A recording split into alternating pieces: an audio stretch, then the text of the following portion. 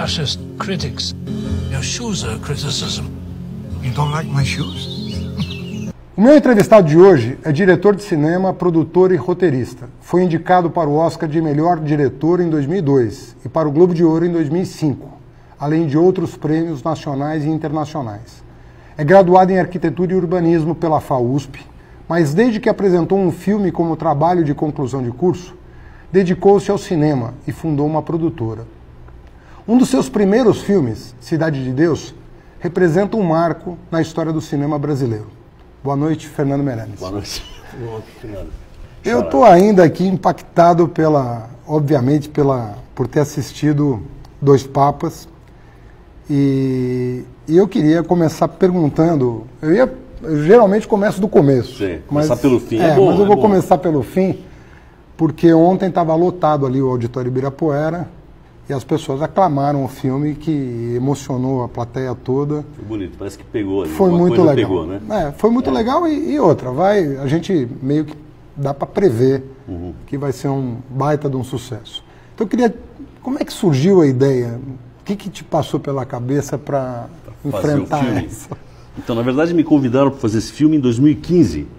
Na verdade, me convidaram para fazer um filme sobre o Papa Francisco. E eu sou um grande fã do Papa Francisco, assim. Mas eu não podia na época, porque eu me envolvi na direção da abertura da Olimpíada, junto com a Daniela Thomas e o Andrucha, então eu falei, não posso fazer, e ficou essa ideia. Quando eu acabei a Olimpíada, o mesmo produtor voltou e falou, olha, ainda quer fazer aquele filme, temos aqui um roteiro, e me mandou o roteiro. E eu gosto do Papa Francisco porque eu acho que ele é uma das vozes mais importantes do mundo hoje. Ele vê o mundo como uma coisa só. Ele vê que, que o cara que se faz no Canadá, o cara que está no Mali é afetado. Ele tenta construir pontes, ele tenta entender que ele chama casa comum, no Laudato Si, a encíclica dele, ele chama de nossa casa comum. E ele entende isso. E o mundo hoje, todo mundo quer fazer muros, essa ideia de nacionalismo, que eu acho realmente... Então eu adoro o Papa, eu falei, quero conhecer esse Papa, e nada melhor do que um filme para você conhecer alguém, né? Você mergulha, conhece as pessoas que conheceram ele, enfim, foi essa a motivação. E desde sempre a ideia do roteiro era a combinação, era o diálogo entre os dois, o Ratzinger, o Bento XVI e o Papa Francisco. Esse roteirista Anthony McCarthy, um bom roteirista inglês, assim, um cara que já alguns Oscars, nomeações a Oscar, ele... criou uma peça, na verdade, que era só um diálogo entre o Bento XVI e o Papa. Esse produtor americano gostou e pediu para ele adaptar a própria peça para o roteiro. Então, quando eu já recebi um roteiro, eu li a peça e recebi depois o roteiro pronto. E era um diálogo muito, muito interessante, muito inteligente. Filme difícil pra caramba, porque no fundo são dois caras mais velhos falando sobre religião. Não é muito emocionante, né? Mas a gente foi achando maneiras de fazer aquilo ficar... por uma cinematografia e tal, e o filme funcionou. O Charlone comentou comigo, o Charlone é diretor de fotógrafo fotografia, do filme, grande amigo e parceiro da vida, meu professor.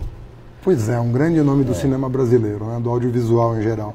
E o Charlone comentou, eu tive com ele várias vezes durante a produção, e ele dizia que os dois atores ali, de certa maneira, são também autores. Tem uma coisa autoral no diálogo, que o Hopkins às vezes se colocava, e a construção dos personagens acabou sendo uma coisa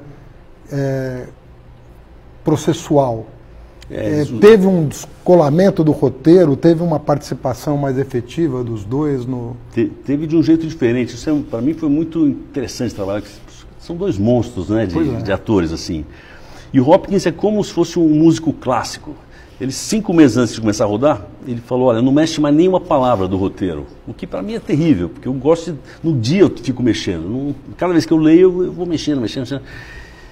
E, enfim, me aterrorizou a ideia. Mas aí ele pega, linha por linha, ficou 5 meses antes de começar a filmar, ele me mandava e-mails semanalmente, olha, essa fala aqui, Schopenhauer tem esse conceito que não é o que o Bento XVI acredita, vou mudar. E ele vai trabalhando, mas assim, linha a linha e pausa por pausa do roteiro durante 5 meses. Aí a hora que chega para filmar, é como um concertista que conhece a partitura, aí chega no dia ele interpreta aquele Chopin lá que ele conhece muito bem. E o Jonathan é um cara de jazz. Ele tentou pegar o climão do Papa, assim, então assistia a postura, o estado de espírito, e o que você desse de frase para ele, Ele era o Papa, assim. Eu não sabia se o jazz e o clássico juntos iam funcionar, porque a maneira deles... Trabalharem? O Anthony Hopkins gosta de seguir cada linha do texto que ele já mudou, né, previamente. E o Jonathan, que você joga, ele inventa, ele... Improvisa e bota... Mas funcionou lindamente. Eles tiveram uma química pessoal muito boa e aí funcionou. E tua relação com os dois durante Foi ótimo, porque eles estavam muito motivados. Os dois gostam muito dos próprios personagens, isso ajuda, né? E quando você trabalha com os caras desses, eu nunca vou dizer para o Anthony Hopkins o que faz. Não, olha, não faz assim, faz assim. Imagina, eu vou falar para aquele cara o que fazer. Então, o máximo que eu faço é perguntar. Se eu quero tentar, eu falo, e se você tentasse fazer um pouco mais rápido? Você acha que funciona? Se você, em vez de ficar aqui, andar te ajuda? Eu sugeria perguntando, assim, mas eu não dirijo, né? Os caras desses não dirigem. Né? Ali tem um diálogo denso, né? Ao mesmo tempo bem-humorado, né? É uma coisa bem trabalhada, né? A densidade dos temas tratados está falando de uma crise na Igreja Católica, né? Que um dos papas está enfrentando. E no diálogo com o outro que tem uma visão reformista da igreja, e portanto antagônica da visão do primeiro, buscando solução. É um chão comum, né? Buscando um chão comum. O que você imagina que tem de pesquisa nesse diálogo? Porque, assim, obviamente que os diálogos são uma criação, né? Não são muito criação, não. Uma parte... não, claro. Tem uma coisa... Que é ficção. Mas o que é legal do roteiro é que o roteirista ele pegou sermão, livro e entrevistas dos dois. Então, quando o Ratzinger fala sobre divórcio e o Bergoglio fala sobre divórcio, ele pegou as duas posições e transformou em diálogo. Justapôs e transformou. Mas tudo que eles falam no filme, eles de fato falaram em algum momento ou escreveram. Então... É uma espécie de diálogo possível, né? Eles também se encontraram, tiveram 3 encontros que ninguém, sozinhos, nesse período onde o filme acontece. A gente não sabe o que eles falaram. Isso aconteceu, Zé? Aconteceram como a gente não sabe o que eles falaram. Então o que o roteirista fez foi pegar tudo que esse cara fala, e imaginar um possível diálogo. O que ele fala, em geral, o roteirista fala, ninguém sabe se isso não aconteceu. Pode ser que tenha acontecido. Ou seja, um diálogo provável e possível, mas né? Entre os dois. Os pontos que eles defendem, e aí tem alguns, tem um discurso do Cardinal Bergoglio ainda sobre cardeal, estou com cardinal aqui, sobre o sistema econômico, como é a opressão do sistema econômico. Isso é um discurso dele mesmo. Então tem grandes pedaços de texto que aí a gente pegou mesmo literal, abre aspas e colocamos no roteiro. E a questão das filmagens, assim, porque aquilo tudo parece tão real, né? Os cenários, né? Aquilo teve um diálogo com o Vaticano? Como é que aquilo aconteceu? A gente tentou, viu? Mas o Vaticano parece uma sociedade secreta. Assim. Não é verdade, não conseguimos. Tentamos por vários canais. A gente queria usar a Praça São Pedro, mas eles nunca negaram e nunca toparam, eles nos ignoraram assim por muito tempo. No fim do processo, eles liberaram algumas imagens. O encontro dos papas, o funeral do João Paulo II. Mas a gente não pôde filmar nada no Vaticano. E o filme tem uma cara muito de documentário, eu quis fazer uma coisa muito íntima. Então você vê muitas cenas na Praça São Pedro, mas é tudo 3D, é tudo fundo verde, né? Contratamos extras e tal. Parece que é um documentário que custou $12, mas cada cena daquela custa $500 mil. É como fazer um filme de $40 milhões, parecia que custou $2 milhões. Esse é o truque. Gastar muito para parecer barato. E como é que foi a relação com a primeira produção tua na Netflix? A minha produtora está fazendo uma série chamada Irmandade para a Netflix, que já está no ar e está bem bacana. E estão começando uma segunda também. Então, mas a minha foi a primeira. E como é que foi? Como é que é trabalhar com a Netflix? O que você acha da Netflix para o futuro do cinema? Eu digo Netflix das plataformas em geral, não estou querendo fazer propaganda de uma aqui.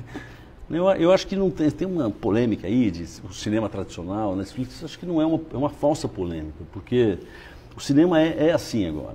Né? Ele vão ser feitos filmes que ficam na sala um tempo e depois entram na plataforma e pode continuar na sala ou não. Eu estou muito feliz.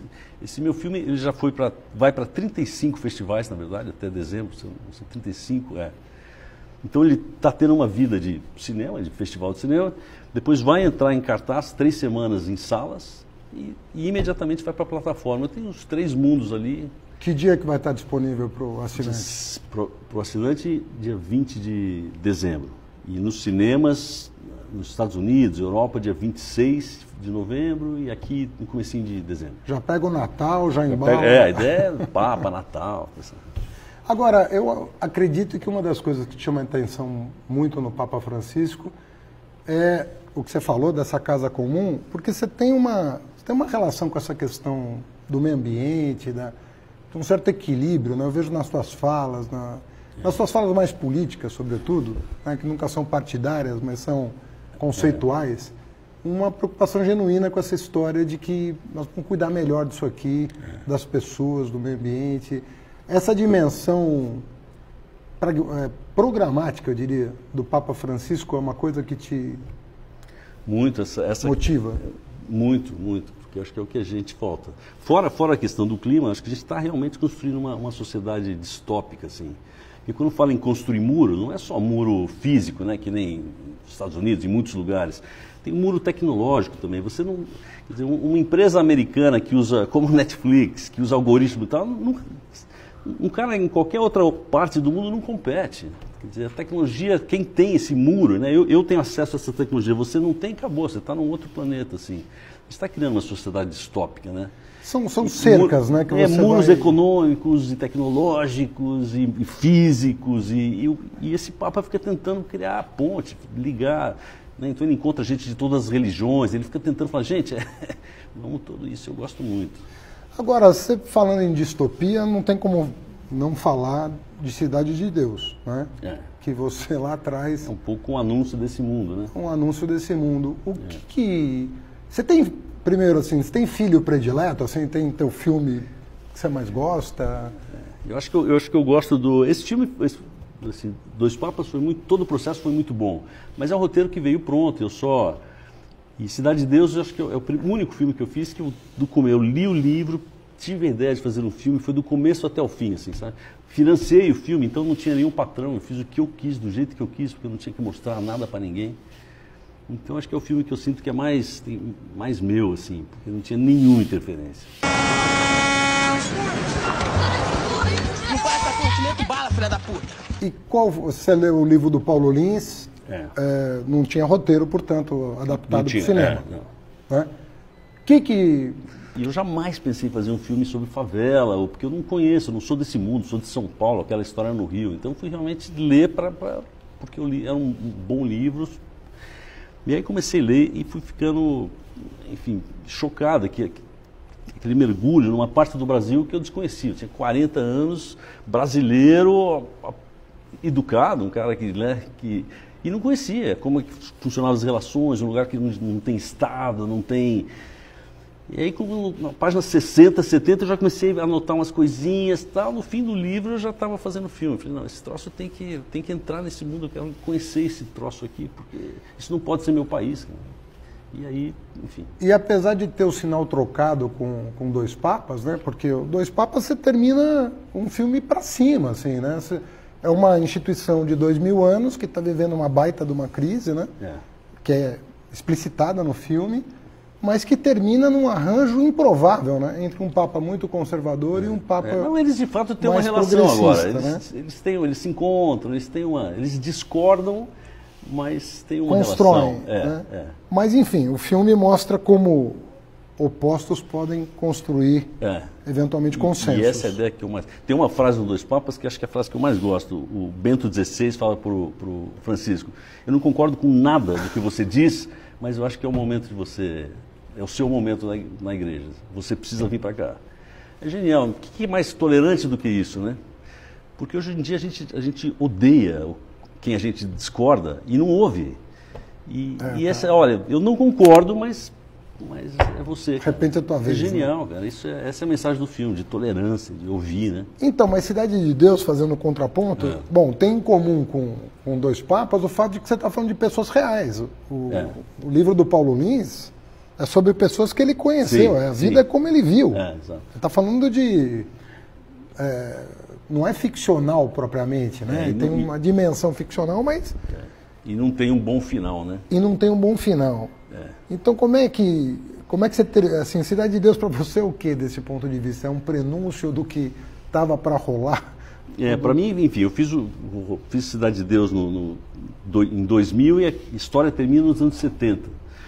De certa forma, né? E em 2000 foi quando a sociedade já estava começando a ficar muito preocupada com criminalidade, com droga e tal. Ainda não estava estourando totalmente, mas já era um problema, ninguém estava entendendo aquele mundo ali. Então, Cidade de Deus, a ideia era explicar como é que isso começou. Então, o filme começa nos anos 60, mostra, né, as primeiras partes da sociedade abandonada, né, que é expulsa de alguns bairros do Rio, são jogadas na Cidade de Deus e não tem Estado ali. Então, a gente vê como que o tráfico pode ocupar um espaço do Estado. Daí você pula nos anos 70, o tráfico já está se organizando como se fossem empresas, né, aquela empresa do Zé Pequeno. Sim. E o filme termina com aqueles moleques já planejando, né, tomar conta da cidade. Vamos matar esse. Você vai vendo o que virou, né, que são as facções e tal. Ele meio que aponta... A Cidade de Deus explica como é que a gente deixou, como é que nasceu o que a gente tem hoje, né? Sou um amante do cinema, mas não sou especialista nisso. E eu fico curioso com os teus filmes, queria te perguntar de curiosidade. A câmera de cada um deles, ela funciona muito diferente, né? No Cidade de Deus tem uma dinâmica de câmera ali, como é que você pega aquela galinha no começo do filme, a maneira como as pessoas, os homicídios ali, como que são retratados. Depois você tem no Jardineiro Fiel, uma coisa que até comentava com você há pouco, né?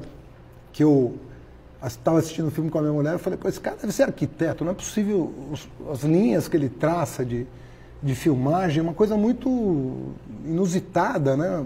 Os ângulos que ele enxerga, né? Daí vem o Saramago, né? O Ensaio sobre a Cegueira, e o Dois Papas, que é uma coisa muito de close, né?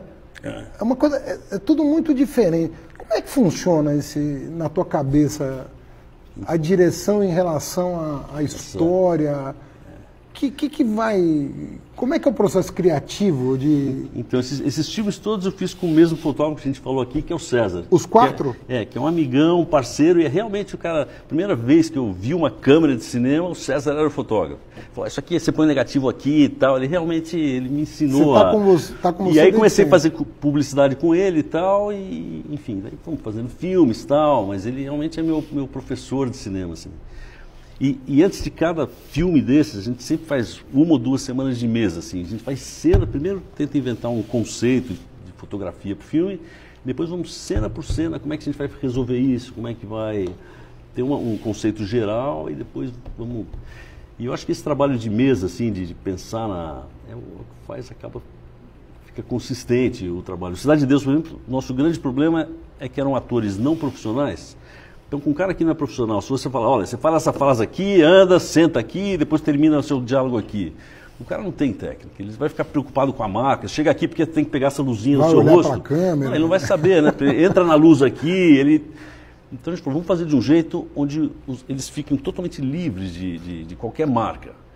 Então, a gente jogava os caras na sala, não tinha nenhum tripé na luz, a luz estava sempre escondida. Então eles podiam ir para onde quisesse, e o César com a câmera na mão ia lá e caçava. A gente repetia algumas vezes, cada vez eles mudavam o texto. Isso foi uma decisão tomada em função do contexto.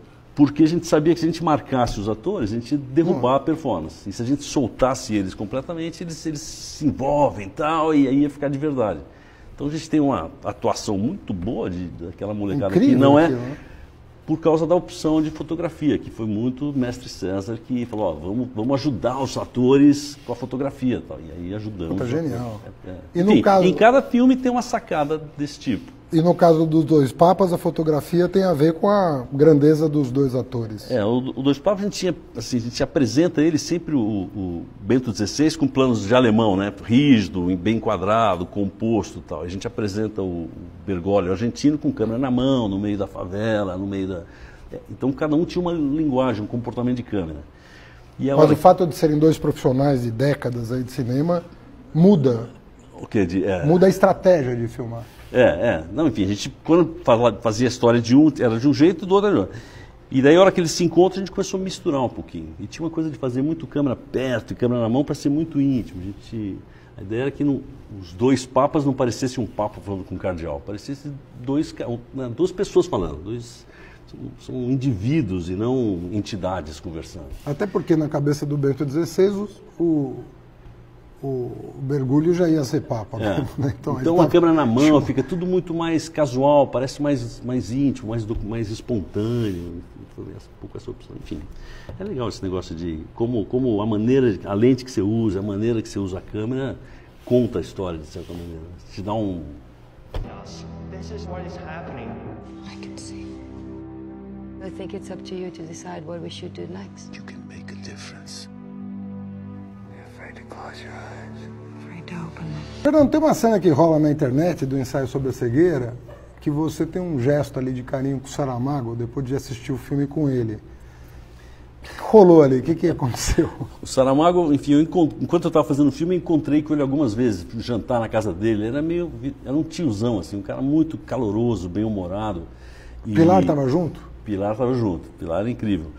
E eu passei, quando acabei o filme abriu o Festival de Cannes e era para ele ir, mas ele quase morreu. Foi um período que ele ficou 2 anos muito mal, então ele não foi para Cannes. Então passou o filme no primeiro dia em Cannes, eu tomei porrada de todo lado, enfim, a crítica odiou o filme, então estava num estado muito deprê, assim. E o dia seguinte eu fui para Lisboa para mostrar para ele. Eles arrumaram um cinemão enorme, só eu, ele, mais 3 pessoas, meu filho e tal. E passou o filme, ele estava quieto, ele sentou do meu lado, na cadeira do lado. E aí terminou o filme, começou a rolar os créditos e ele não falava nada. Eu falei, putz, esse cara odiou o filme, agora acabou minha carreira, vou plantar batata. Tá? Daí eu olhei para trás, pro lado, ele estava meio chorando, assim. Daí ele virou para mim e falou, Fernando, um dos momentos mais bonitos da minha vida, nunca vi um filme tão bonito. Enfim, me tirou um peso. Eu fui lá e ainda beijei a testa dele, assim, eu não sou beijoqueiro, mas... Falei, tirou um peso da minha... E meu filho estava na frente, gravou e depois postou.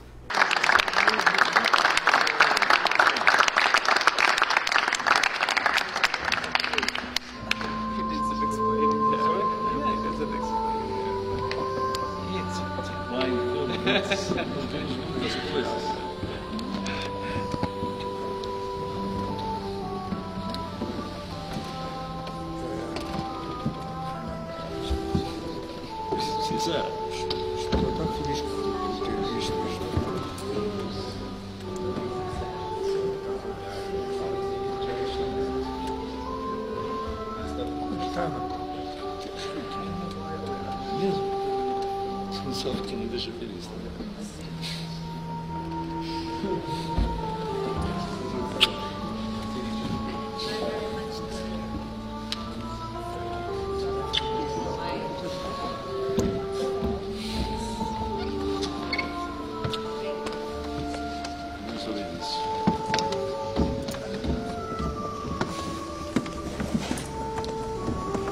Agora, eu estava lendo sobre você, né, antes dessa conversa, né, e percebi que você está muito mais presente nas nossas vidas do que até eu imaginava, embora eu soubesse mais ou menos o teu percurso todo, mas você fez coisas assim muito importantes assim para a TV brasileira, né, também, e eu não sei se as pessoas retêm toda a informação sobre a tua trajetória, né, e eu me lembrei, relendo, né, do Rá-Tim-Bum, que é precursor do Castelo, né? É uma pré-escola na TV, né? Pô, que é um negócio incrível aquilo. Eu queria que você contasse um pouco disso. E depois a história da vida privada, que você dirigiu também alguns episódios de textos do Luiz Fernando Veríssimo. Enfim, o Rá-Tim-Bum, na verdade, foi uma encomenda do Sesc. Eles queriam fazer uma pré-escola para população que não tinha pré-escola na época, para as mães poderem deixar o filho na frente da televisão e o conteúdo da pré-escola está ali e tal. Então, cada episódio, enfim, eram 80 episódios e cada um tinha um currículo. Então, tinha lateralidade, alto, em cima e baixo, tinha um currículo mesmo, de cada programa. E o desafio era como fazer aquele currículo de uma forma interessante. Eu resolvi fazer criar 500 personagens e cada personagem dava conta de um aspecto lá, de cor, de número, de introdução à letra, enfim, essa foi com Flávio de Souza que escreveu. E aquilo deu ensejo ao Castelo depois? Aquilo deu tão certo que bom, a Cultura criou um canal que chama Canal Rá-Tim-Bum, né? E quando acabou, eles queriam fazer uma outra série do mesmo tipo, só que para criança mais velha. O Rá-Tim-Bum é para criança até 5 anos, né? Pré-escola. Eu falava, agora vamos fazer um que é para de 6 a 10, 12. Aí eu comecei, mas falei, não vou aguentar mais 2 anos, porque foi muito pauleira, assim. Aí convidei o Cal Hambúrguer, o Cal entrou no meu lugar e o Cal arrebentou, né? O Castelo é lindo, o Castelo é sensacional. O Cal é um grande diretor também, né? Aliás, o Brasil está com uma safra boa de diretores, né? Nossa, ainda mais... E agora, com a lei do audiovisual, que aumentou muito a produção de televisão, principalmente, e cinema também, né? Estão sendo 150 longas por ano. A safra nova de jovens diretores é muito... Homens e mulheres, né? Homens, tem muita gente, legal, muita né? gente boa. Você está com receio do que está acontecendo no Brasil, assim, em termos políticos, no sentido de... Você acha que essa leva boa, essa safra boa de grandes cineastas, você sente algum risco? Não, então, um risco concreto. A única, assim, há uma luz no fim do túnel, que é 2022. Então não é uma coisa que, né, acabou o cinema brasileiro. Tem um período, mas esse período aqui a gente vai deixar de ter muitos filmes, de ter muitas produções que poderiam estar saindo e dando lugar a outras. Pessoas estão, muitos colegas estão com projetos parados, porque você não sabe se vai liberar o dinheiro. Isso já está rolando. Já está rolando. O setor está dando uma empacada, assim. Então, quem está trabalhando, as Netflix, as plataformas que têm dinheiro privado, a HBO também põe o dinheiro deles, tal, isso está rodando, isso está funcionando. Agora, o setor tem uma grande parte que depende de dinheiro público, né, de incentivo, o que eu acho que faz todo sentido. Né? Cultura, que nem educação, é um dever do Estado também. Né? Claro. Não, o cinema não tem que dar lucro necessariamente, ele é um... Você acha que é uma pergunta retórica, evidentemente, que eu vou te fazer, mas você acha que a área econômica tem a dimensão do que gera de emprego e oportunidade a área da cultura hoje no mundo? Será? Às vezes eu fico preocupado com esses economistas que vão fazer curso no exterior e volta cheio de planilha, cheio de esquemas na cabeça, em relação à vida concreta, como é que a coisa está rolando no mundo. Porque, não sei se é a tua impressão também, mas eu acho que às vezes esses tecnocratas faltam um pouco de pé no barro, assim, de ver o que está gerando emprego, o que é economia criativa, o que projeta um país no exterior, o que efetivamente... uma coisa alavanca a outra. Parece que não tem mesmo. Não tem. E o bacana dessa indústria, não só porque no Brasil fala em 300 mil empregos, 3 bilhões, né, faturamento maior que indústria têxtil, por exemplo. Mas o mais legal que isso é que é um emprego muito qualificado. A média de salário dessa indústria é alta e a qualificação é mais alta também. Então você forma e emprega gente mais qualificada, mais preparada. As pessoas precisam ficar se reciclando o tempo inteiro. E, enfim, é muito melhor você ter uma indústria no país de gente qualificada do que uma indústria do cara que só faz um trabalho mecânico, né? Enfim. Mas não tem noção mesmo. Não tem, né? Tem muito técnico de nível médio no audiovisual, né? Às vezes o cara não tem universidade, mas manja de fotografia, tem um curso técnico de fotografia. Uma equipe de... Bom, gente, quando termina o filme, você vê o que fica passando de crédito ali. E em cinema você tem desde do advogado, o contador, até o motorista, quem faz comida, quem leva...